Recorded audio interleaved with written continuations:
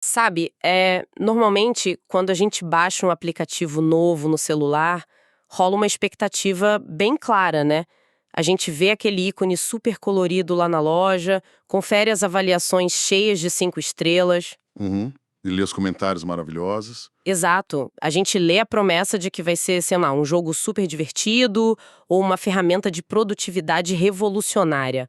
Aí a gente clica em instalar e bate um sentimento de segurança. Afinal de contas, tudo parece perfeitamente normal ali na tela inicial. A interface funciona, as cores são bonitas. E a experiência, assim, à primeira vista, entrega exatamente o que prometeu, né? Sim, e a engenharia por trás desses softwares é feita justamente para não levantar suspeitas. Com certeza. Não tem nenhum sinal de alerta piscando em vermelho ou, tipo, uma notificação avisando algo perigoso acabou de entrar no seu sistema. A camuflagem é justamente a própria funcionalidade que o aplicativo aparenta ter. E é bem aí que mora o perigo. Porque, tipo, semanas depois, a bateria começa a descarregar do nada, o celular fica bizarramente lento, travando até para abrir mensagem. Nossa, sim, dá um desespero. Dá muito. E quando a gente finalmente decide investigar de verdade, abre lá as configurações de armazenamento, vem o susto. Aquele joguinho inofensivo era, na verdade, um malware. Um vírus sorrateiro, né? Rodando ali silenciosamente em segundo plano, roubando dado, enquanto exibia uma tela super bonitinha. E, bom, eu trago essa imagem porque foi exatamente essa sensação que eu tive lendo o material que a gente vai usar na nossa análise profunda de hoje. Olha, essa sua metáfora do software malicioso, ela ilustra com uma precisão cirúrgica a mecânica do nosso tema. O texto que a gente está mergulhando hoje é um documento chamado Pecado Mascarado de Design.pdf, e ele lida exatamente com ameaças que operam sob uma interface amigável. E a nossa missão na conversa de hoje é pegar esse conceito teológico que, dependendo de como é abordado, pode soar super denso ou distante, e traduzir isso de uma forma muito simples, bem direta e prática. Perfeito. O nosso foco aqui é a galera mais jovem, os estudantes, o pessoal do ensino médio ou da faculdade, que lida com pressão de todos os lados. A ideia é a gente desmascarar aquilo que parece inofensivo, que parece até virtuoso, mas que na real está drenando a energia vital nos bastidores. É um excelente objetivo. Então, para colocar todo mundo que está ouvindo na mesma página logo de cara, como o material define, na essência, o que é esse tal pecado mascarado? Então, o conceito central que o documento expõe, ele foge muito daquela ideia clássica, de vilão de filme, sabe? O pecado mascarado é definido como aquele erro, uma falha moral mesmo, que se esconde debaixo de uma camada pesada de justiça, de religiosidade ou até de excelentes intenções.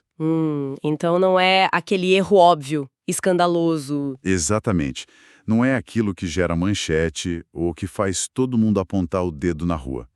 O poder dele está na capacidade de convencer o próprio indivíduo e a comunidade ao redor de que as atitudes tomadas ali estão super corretas. Nossa, isso... A máscara fica tão bem colada no rosto que a pessoa passa a acreditar que a máscara é a verdadeira face dela. O que é genuinamente assustador, se a gente parar para analisar a psicologia da coisa, é o malware convencendo o sistema operacional de que ele é, na verdade, o antivírus. Exato, perfeita analogia. E aí a gente entra num ponto que me fez refletir bastante.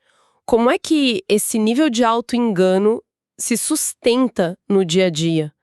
Porque, cara, é muito difícil imaginar alguém acordando de manhã, se olhando no espelho e pensando, hoje eu vou arruinar a minha integridade com uma mentira super elaborada. Ninguém faz isso, né? Pois é, como é que a mente humana cai nessa armadilha com tanta facilidade? O texto base responde a esse dilema indo direto num princípio muito antigo, que está lá no livro de Provérbios, no capítulo 14, versículo 12.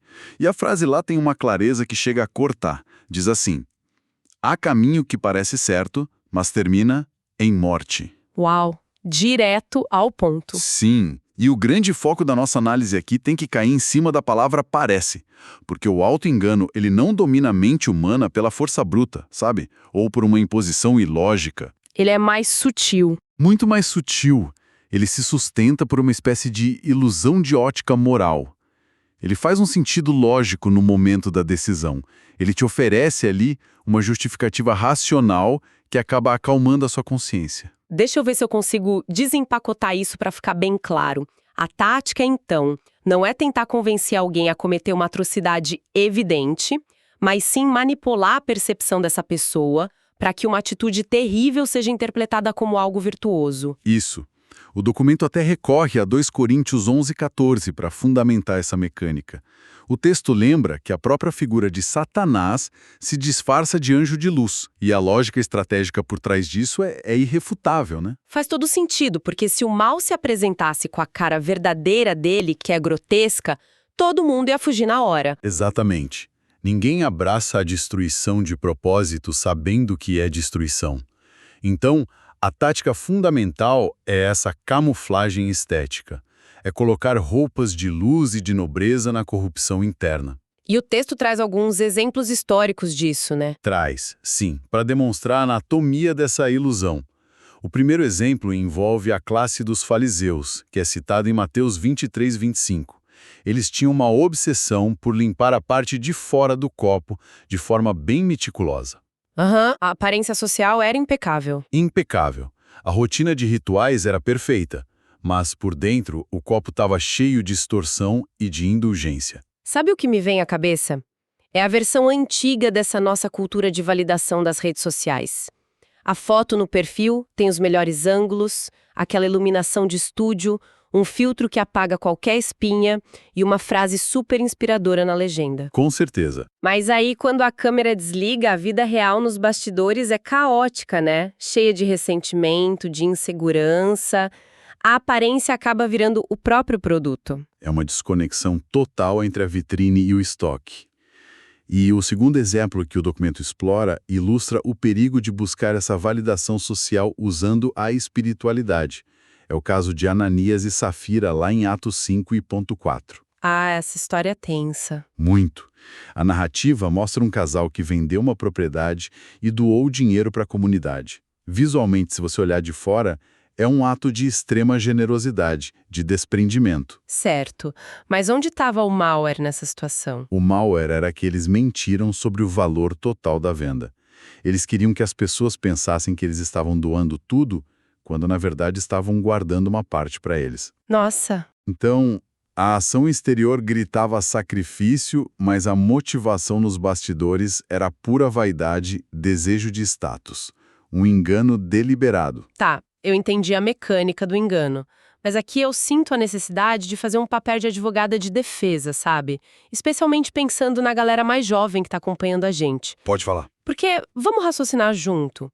Se a intenção inicial da mente é buscar o que é certo, e esse disfarce da armadilha é literalmente projetado para ser igualzinho a um anjo de luz, como é que um estudante, alguém com 18 ou 20 anos que tem pouca quilometragem de vida, pode ser culpado por cair nessa? É uma ótima pergunta. Tipo, se a essência da armadilha é justamente parecer o caminho certo, não é meio desleal exigir que a mente de um jovem perceba a diferença logo de cara? Esse seu questionamento toca no ponto mais crítico do estudo, de verdade.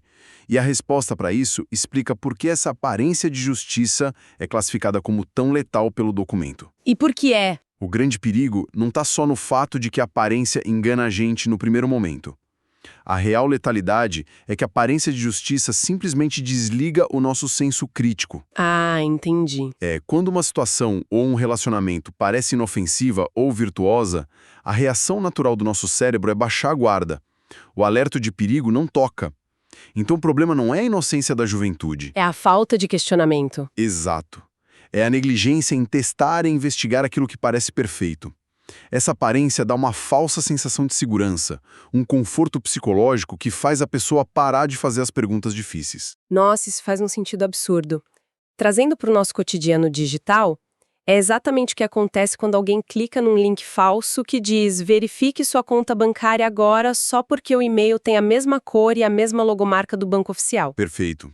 O cérebro quer acreditar que é um aviso real. Sim, o senso crítico tira uma soneca de 5 segundos e pronto, o estrago tá feito. E já que essa armadilha é tão sofisticada e convincente, o material também oferece uns estudos de caso para a gente entender a teoria na prática, né? Sim, personagens históricos que instalaram um malware achando que era a melhor decisão do mundo. O primeiro deles é uma figura de liderança de peso, o rei Saul. Vamos dar uma investigada na psicologia por trás da queda dele. Vamos lá. A análise do rei Saul no documento parte de 1 Samuel 15:22. Saul, na posição de autoridade máxima ali, ele recebe uma instrução direta e inegociável para uma campanha militar não era para poupar absolutamente nada do povo inimigo. E o que ele faz? A narrativa revela que ele preserva a vida do rei inimigo e poupa o melhor dos rebanhos, as melhores ovelhas, as melhores vacas. E a genialidade do auto-engano de Saul está na desculpa que ele cria para justificar essa desobediência. Ele não simplesmente cruza os braços e diz que não vai fazer, né? Não. Ele não diz, eu não vou obedecer porque sou o rei e faço o que eu quiser.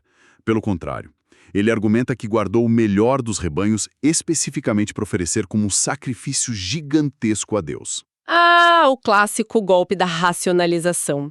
Eu quebrei a regra, mas, olha só, foi por um motivo incrivelmente nobre. Exatamente isso. A desobediência foi embalada para presente com um papel de devoção religiosa. A mente de Saul tentou usar uma atividade sagrada para anular uma violação de um princípio básico. E qual foi a resposta para ele? A resposta que o profeta Samuel dá é a lição central que o texto extrai aqui. Obedecer é superior a sacrificar. O esforço ou a estética de uma ação jamais pode ser usado como moeda de troca para encobrir a falta de obediência.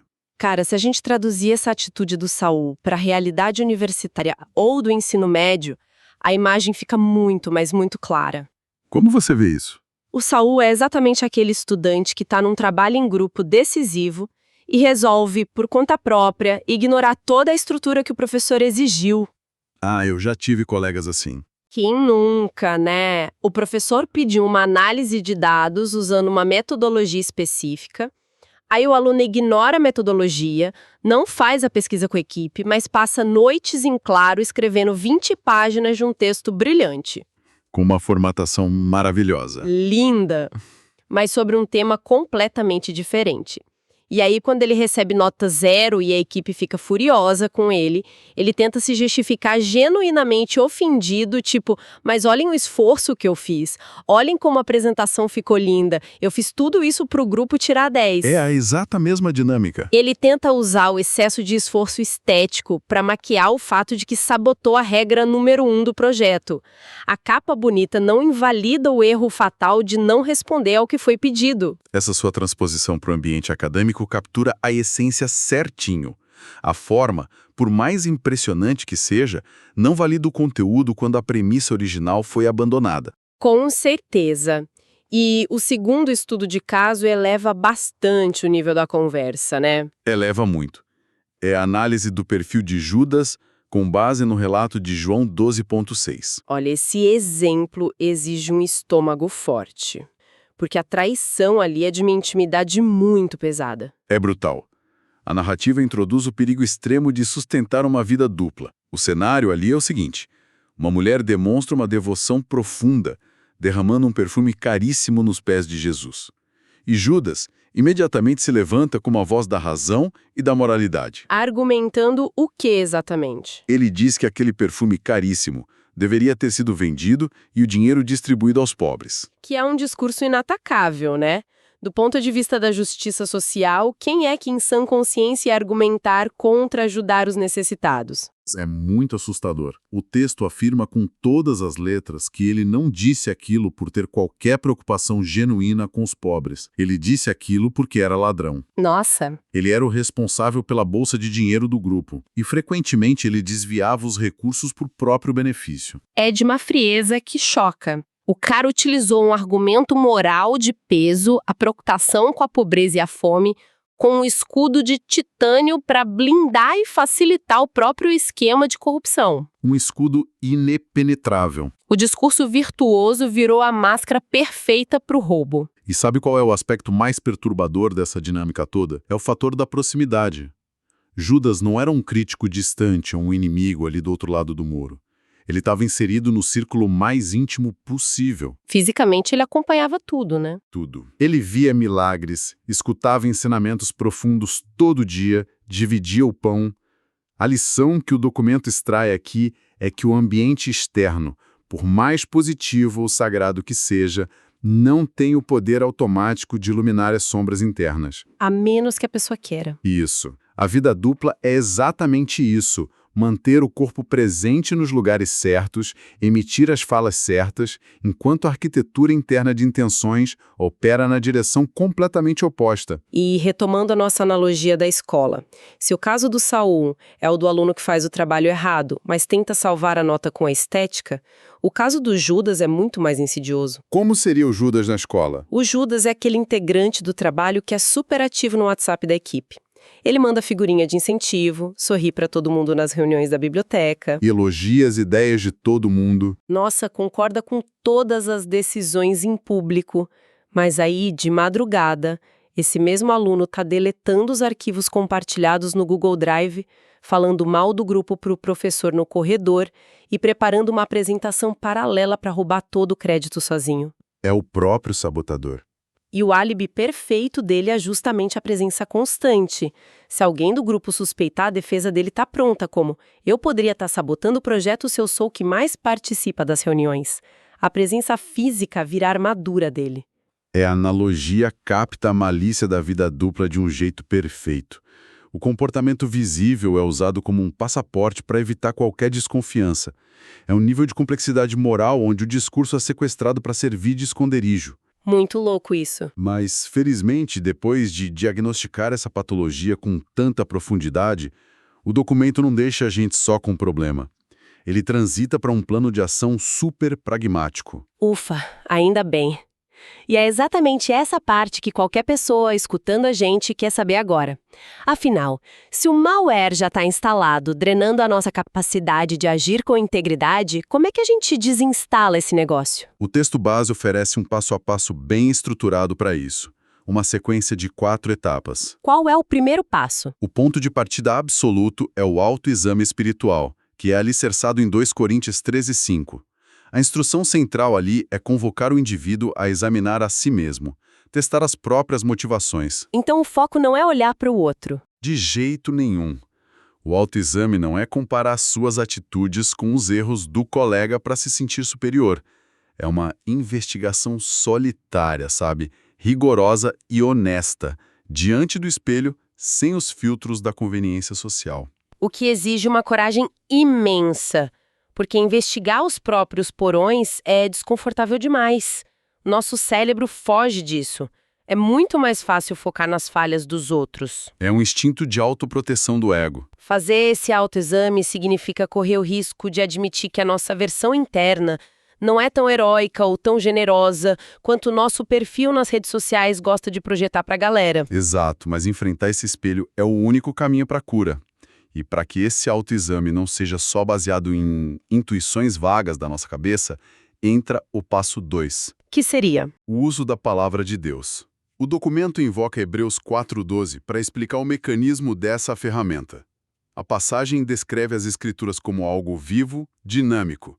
Compara uma espada de 2 gumes, que tem a precisão necessária para separar coisas que parecem fundidas, como alma e espírito. Então funciona como uma ferramenta de alta precisão. Isso. Funciona não só como um manual de regras, mas como um bisturi cirúrgico. Durante o autoexame, os princípios servem para cortar e separar o que é uma motivação genuína do que é apenas uma justificativa elaborada pelo nosso ego. Um diagnóstico de precisão mesmo. E uma vez que esse bisturi revela a infecção escondida, a gente chega no passo 3. Que honestamente eu considero o grande ponto de inflexão de toda essa teoria. A confissão. A confissão sincera, baseada lá em 1 João 1,9, eu quero propor uma reflexão sobre a psicologia desse momento, porque para muita gente a ideia de confissão soa como algo muito punitivo. O ato de abaixar a cabeça, murmurar um desculpe constrangido e passar vergonha. As pessoas têm muito medo dessa palavra. Muito, mas analisando o que a gente está debatendo, a confissão parece operar de uma outra forma. É como se a mente fosse um quarto em breu absoluto, onde a mentira vai crescendo no escuro. E a confissão fosse o simples ato de encontrar o interruptor e acender a luz. É uma ótima imagem. O princípio não é desmascarar o que está oculto.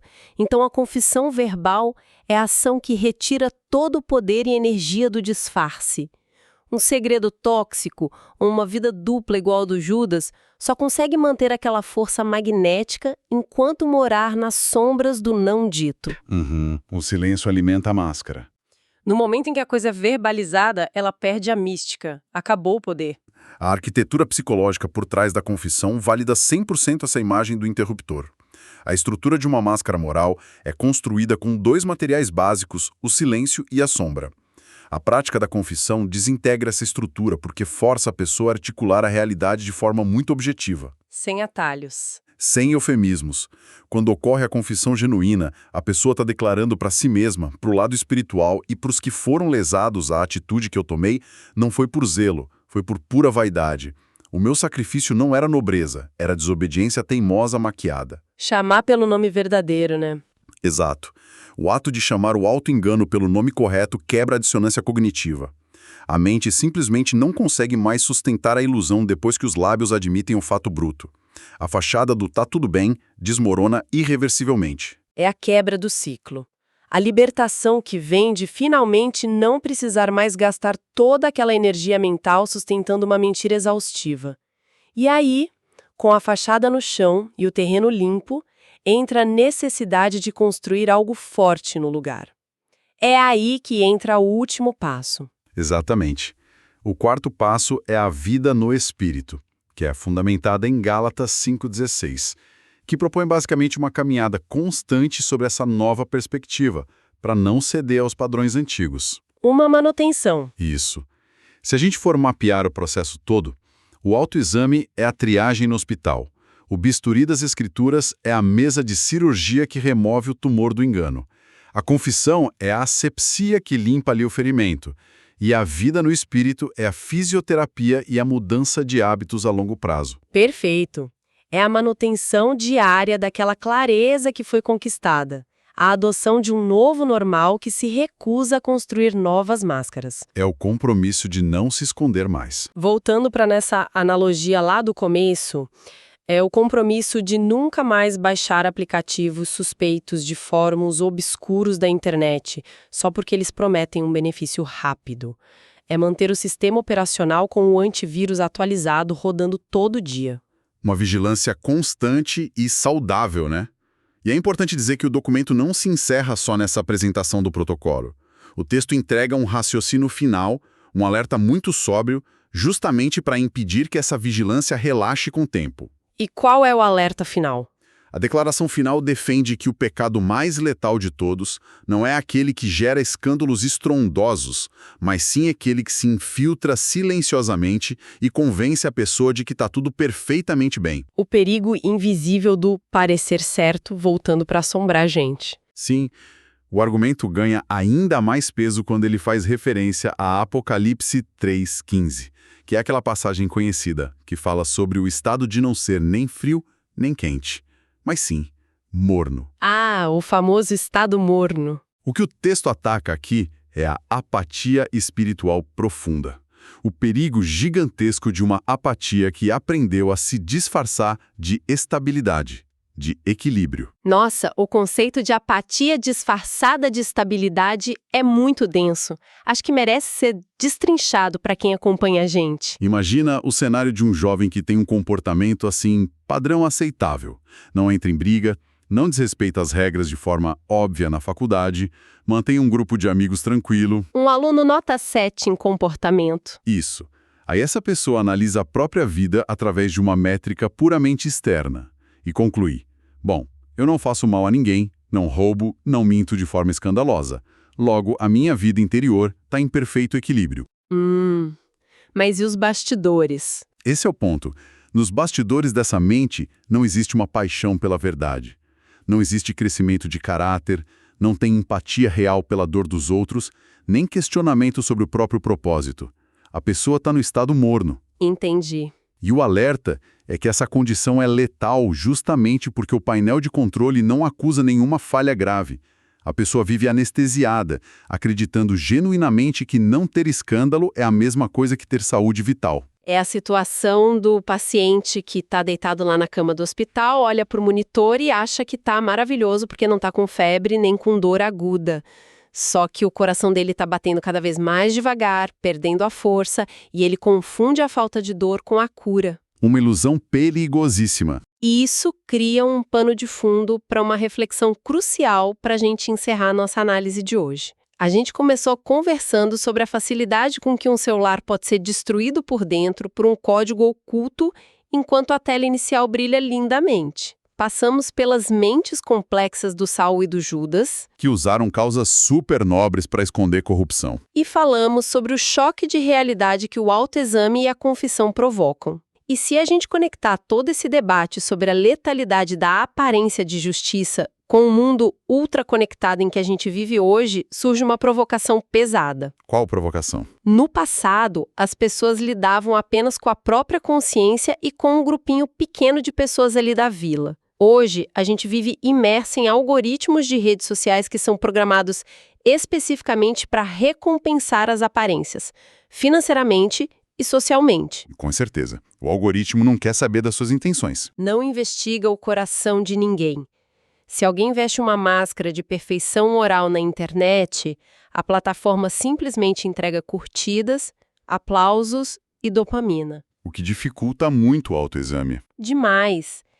Então a pergunta que fica ecoando a partir desse alerta final do texto é: como é possível ter a coragem de praticar aquele autoexame rigoroso, de arrancar a máscara e confessar as próprias fraquezas, quando existe um ambiente digital inteiro programado para bater palmas para o nosso disfarce? É um desafio diário. Se o maior perigo é a apatia disfarçada de estabilidade, talvez a verdadeira resiliência nos dias de hoje não seja ter todas as respostas certas, mas se nutrir a coragem incômoda de duvidar ativamente da própria perfeição que todo mundo está aplaudindo. Uma reflexão necessária. Fica essa reflexão para a galera que acompanha a nossa análise, até que ponto a gente está disposto a investigar as sombras que a nossa própria audiência digital insiste em chamar de luz. Fica o convite para fazer essa varredura interna até o nosso próximo encontro. E pessoal, fiquem de olho na verdadeira saúde da bateria.